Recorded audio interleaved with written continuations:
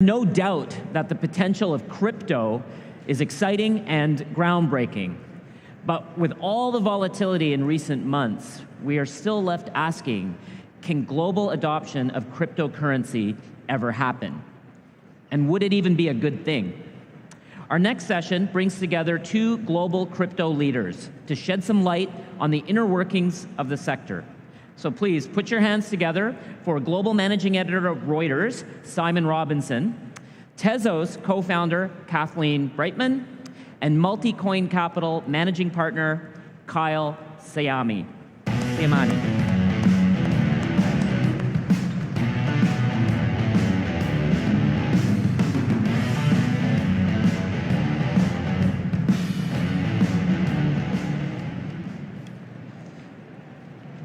Good morning to everyone. We're just going to jump straight in.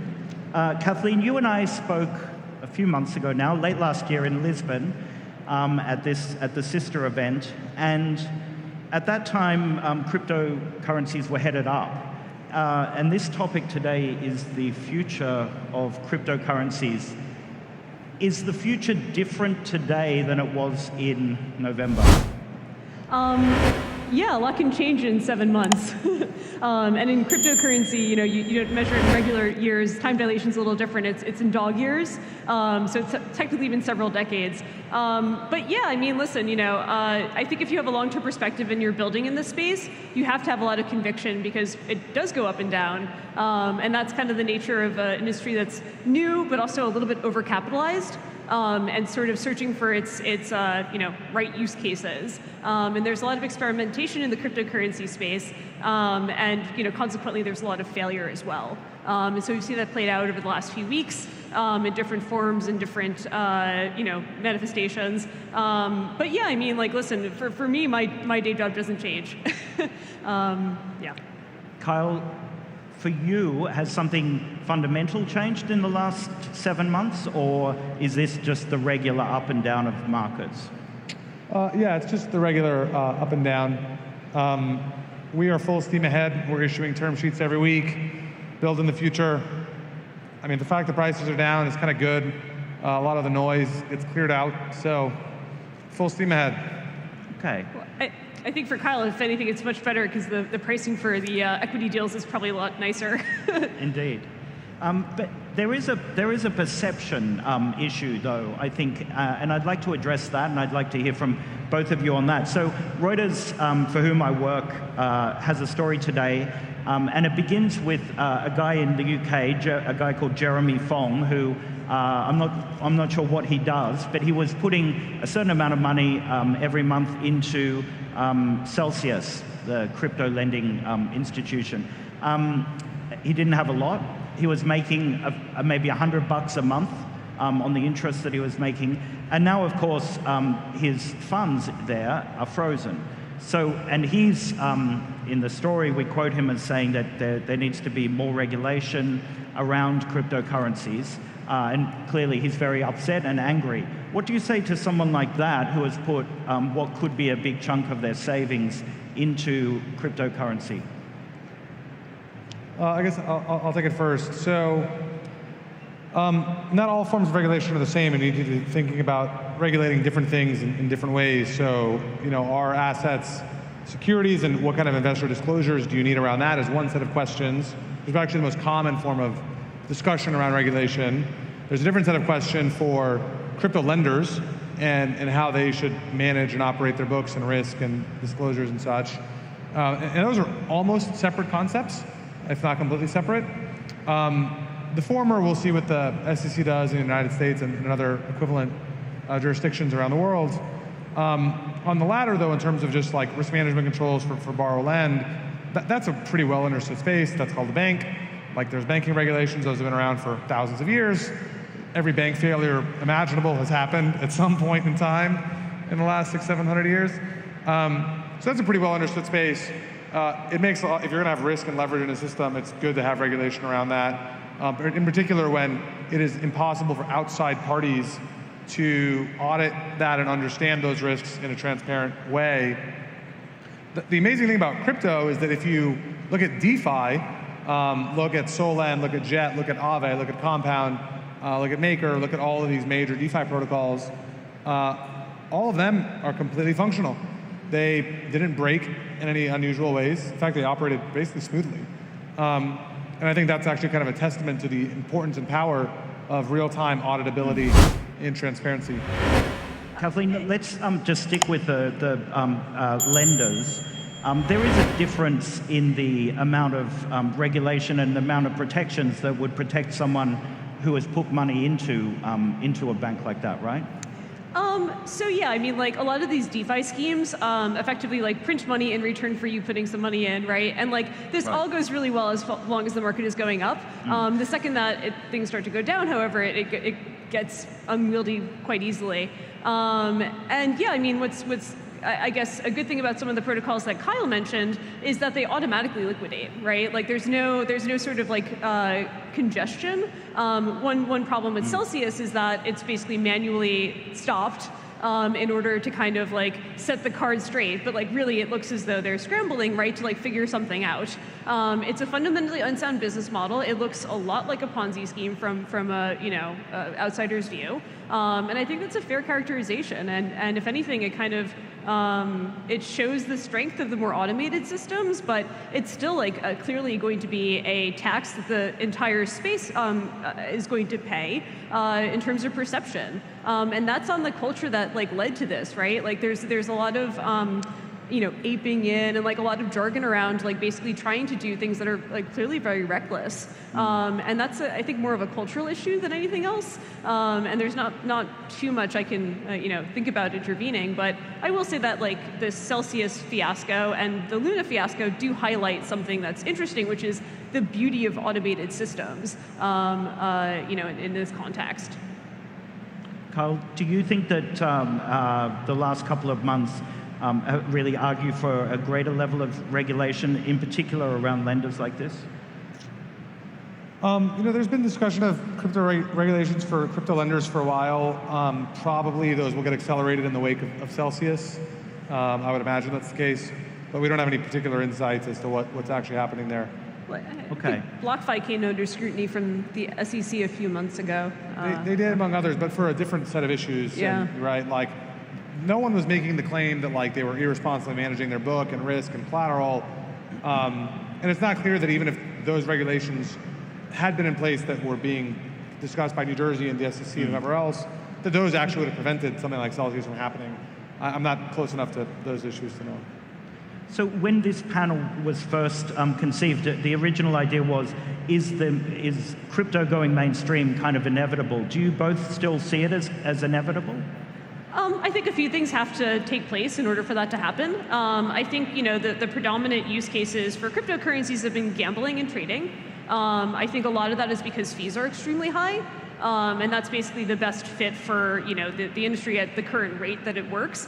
I think in order for the technology to scale well, we need better research and development, and we need better technological breakthroughs. Otherwise, we're going to keep on hanging out in this holding pattern that we see every few years, where there's booms and busts. I don't know if I'm going to be invited back next year, but maybe the year after. I can always tell when the crypto tides are up, because I get invited to fancy conferences like this. I'll be at like the Hotel Marriott for the next 2 years, and I'll be back here. But if you've been in this space for long enough, it begins to look a little old. But I do think there needs to be some technological breakthroughs that fundamentally make the technology more useful. A few years ago, I said custody was the big thing. Like, oh man, wallets are so unwieldy. It's like basically impossible to use this stuff. It's like a concrete parachute. And now I think a lot of innovations have happened in the custody space where it's actually quite easy to use cryptocurrencies, especially on mobile phones, which is fabulous. But the problem is, basically fees and like sort of the L1 networks are kind of cannibalized by their success in some ways. Ethereum and some of the other cryptocurrencies that are like really struggling to innovate, are unfortunately being almost eaten up by their own success. Kyle, do you think that the crash and since late last year or maybe early this year, the total value of cryptocurrencies globally, I think, is down around 60%, 2/3 roughly, to roughly $1 trillion. Do you think that has damaged more generally the idea that cryptocurrencies will kind of go mainstream inevitably? Not really, just because like this has happened 7 times in the last 10 years. It's kind of par for course for crypto. Certainly it gives haters fresh ammunition to use, but like, I don't know, like the internet was a fad in 2000 supposedly, and now the internet is everything in the world, right? Like, if you generally believe software is eating the world, then, and you understand that crypto is fundamentally about enabling people to be sovereign on the internet, like it's going to happen. It may take longer than you like.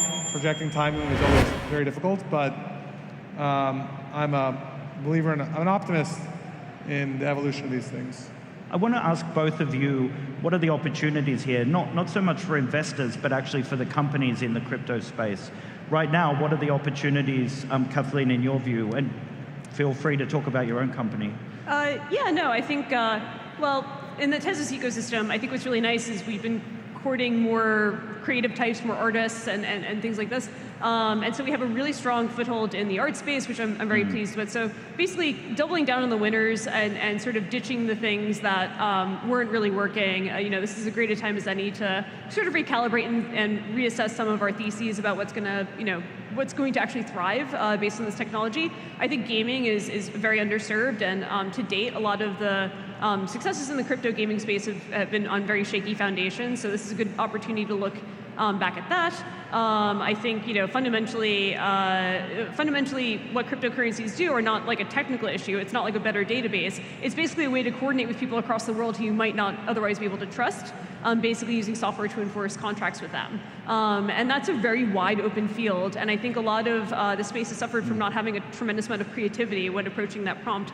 So I mean, when the kind of tide goes out and crypto winter comes in, that's when some of the best companies in the space have been built, and best approaches. So I'm cautiously optimistic because the last 3 years or so have been almost maddening in how frothy they've been, and sort of like this sort of specious things that, based on the assumption that it's always going to go up, we're thriving, and that's just not a sustainable business model, as we saw in the dot-com boom and pretty much every, hell, even railroads. So that's my take. I think this is a great time for builders.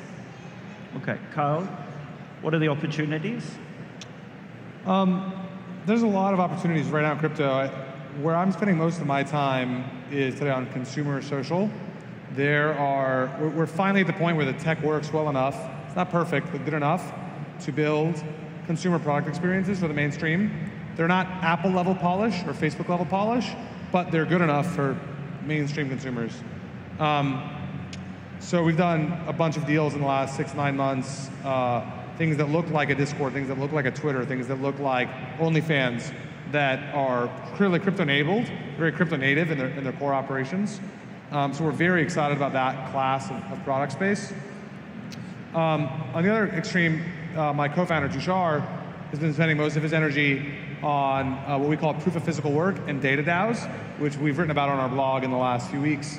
And in both of these theories, these theses, the goal is to help people all over the world get incentivized to perform some action in the real world, whether it's set up a Helium hotspot, put a Hive map or dash cam in their car, upload data into a data DAO.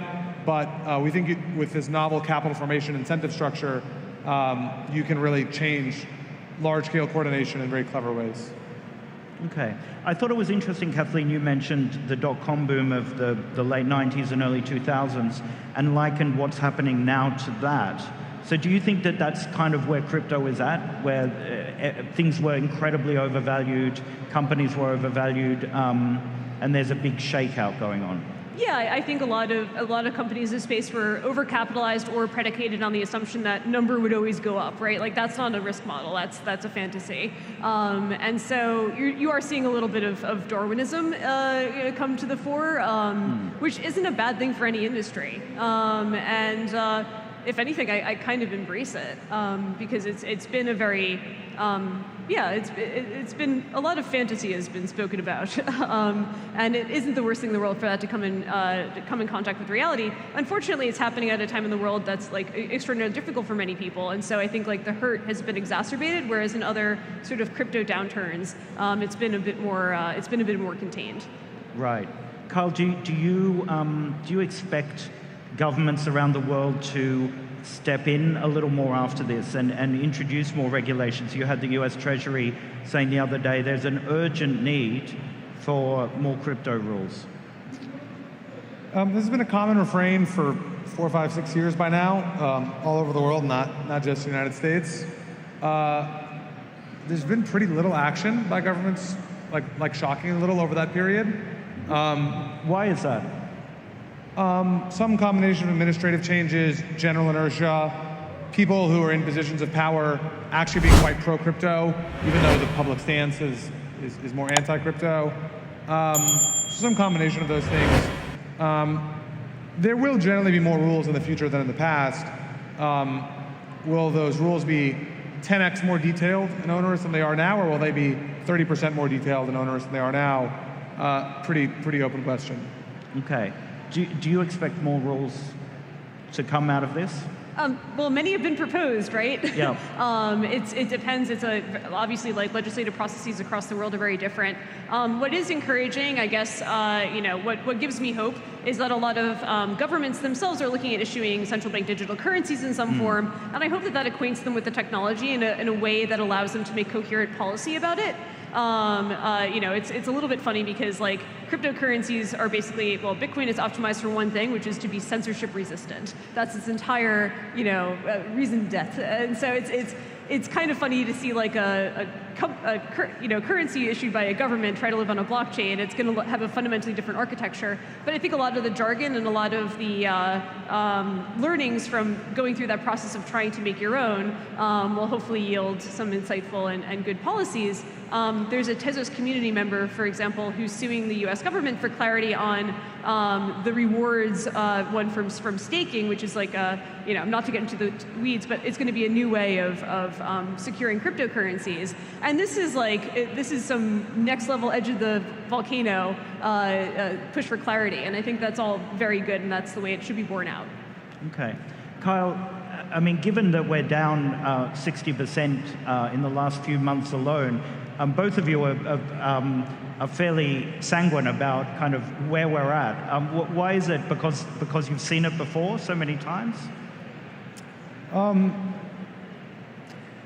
People like to use a lot of inputs to assess, is a thesis working or not? The most commonly discussed input into the question, is a thesis working or not, is price. But I would actually contend that price is the least important input into answering the question, is the thesis working or not? So I don't care, is the correct answer. We look at developer activity, we look at quality of devs, we look at funding going into space, we look at the actual quality of the applications being built. That's what matters, not the price. Okay. I think cryptocurrencies solve a problem that we've been trying to solve for like centuries, which is basically how do you exchange value with someone who may or may not be very close to you without the use of a risk of an intermediary. So, I mean, what gets me up in the morning and like what convinces me that this is all worth doing is that I think fundamentally the technology does solve a social problem and in a very novel technical way. And so you kind of have to keep the faith that like it's going to find ways to be relevant and ways to be useful to people over and over again. And I think that, I think it's a really extraordinary space to operate in because it's really pushing the envelope of how do you do business with someone across the world? And that's becoming a more and more relevant question as the internet becomes more pervasive. Okay. Thank you so much, Kathleen and Kyle. Really appreciate your time today. Thanks. Thanks, everyone. Thanks, Simon.